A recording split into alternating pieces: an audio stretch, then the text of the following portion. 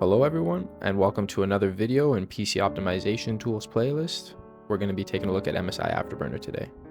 MSI Afterburner is a tool that you can use to optimize your GPU in a few different ways. Let's just start by taking a look at the interface. On the left side, we have the core clock and the memory clock. As you can see, my core clock is currently at 1800 and my memory clock is at 10,702. On the right side, we have our current power draw and our current temperature. As you can see, my power draw is 900 millivolts and my temperature is currently sitting at 51 degrees Celsius. Down here at the bottom, we have these charts that if we double click, we can expand them. And we can see we have GPU temperature, GPU usage, memory usage, fan speed.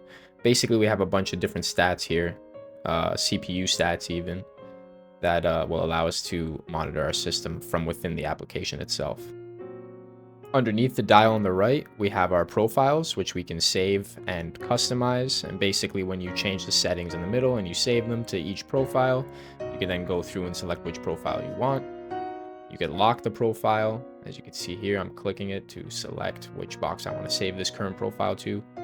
And on the left, we have the startup. So if we click this, every time MSI Afterburner starts up with Windows, it'll start off with the selected profile that you currently have. Moving on to the upper left side of the interface, we have the OC scanner, which is basically a auto overclock setting. So if you're not adept at overclocking, you can come in here and hit scan, and in about half an hour, it'll overclock your graphics card for you.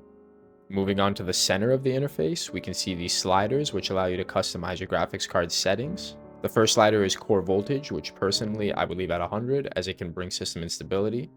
The second is power limit, which allows you to limit your graphics card's power draw. The third is your temperature limit. So if your graphics card keeps overheating, you can limit the temperature. The core clock slider is where we come to do our overclocking. We can also click on this little icon here, and that'll allow us to do a custom undervolt and overclock.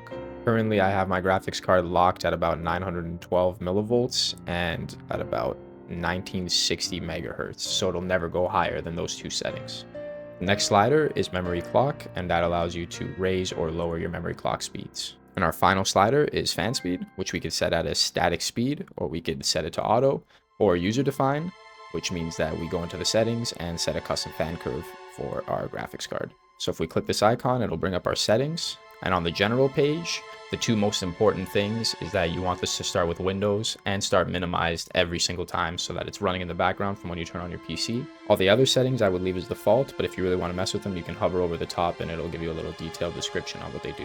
Moving on to our fan settings, this is where you come to make a custom fan curve. You can see I currently have one enabled. And the trick here is to customize it depending on the amount of heat and noise that your graphics card produces. Moving over to the monitoring tab, this is where we're going to set what we want to see in our on-screen display. You can see there's a bunch of different settings here that you can mess with, but what we want to do is click the little check marks for things that we want to display, such as graphics card usage, graphics card temperature, frame time graphs, CPU usage, CPU temperature, things like that. Moving on to the on-screen display tab or OSD tab, we can set a keybind to turn on the OSD itself. Moving over to the benchmark tab, we can set a keybind to start and stop the benchmark, and this will average out our stats over that period of time. If we click screen capture, this is where we could take a screenshot. It's pretty useful. Just set a quick keybind and you're good to go. Video capture allows us to do the same thing, but with video, we'll set a keybind and then it'll allow us to manually capture whatever's going on our screen at that moment. Personally, I wouldn't use this because the file sizes, even though they're compressed, are massive. Maybe I'm missing something. Profiles allows us to set a keybind to change the profile on the fly instead of having to come into the application itself and change the profile. You can see the profiles down here. That's the profiles I'm referring to.